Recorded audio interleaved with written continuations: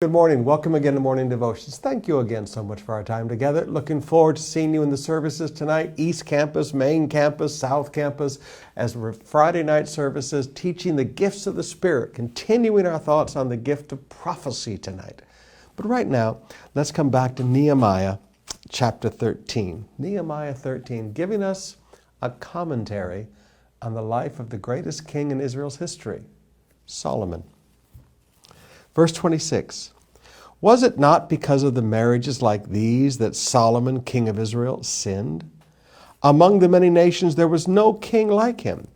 He was loved by his God, and God made him king over all Israel. But even he was led into sin by foreign women. Now, brothers and sisters, I want you to understand that being loved of God and being called of God to a destiny that he has for your life. For Solomon, it would be king.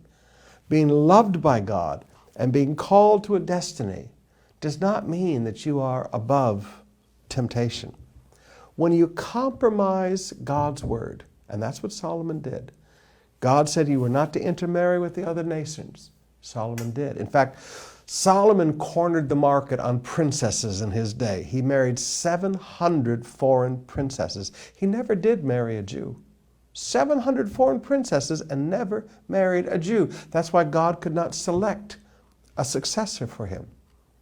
His son Rehoboam, who was the son of an Ammonite princess, he used to worship Molech and burn babies alive to worship Molech. He became king after him. But what led Solomon into this sin where he built one temple for God and 700 temples? He built one demon altar for every one of his foreign wives. 700 altars are on the hills surrounding Jerusalem. What caused him to go astray? God said, this is something you're not going to do. He chose to do it. You see, God puts ethics in place. God puts his commands in place, not to hinder us or to restrict us, but for our benefit. God puts boundaries around our lives and borders, so to speak, fences, so to speak, and said, now, I don't want you to cross that. That's something I don't want you to do. Because when you do it, it's going to bring pain to you. He crossed that boundary. He broke that command.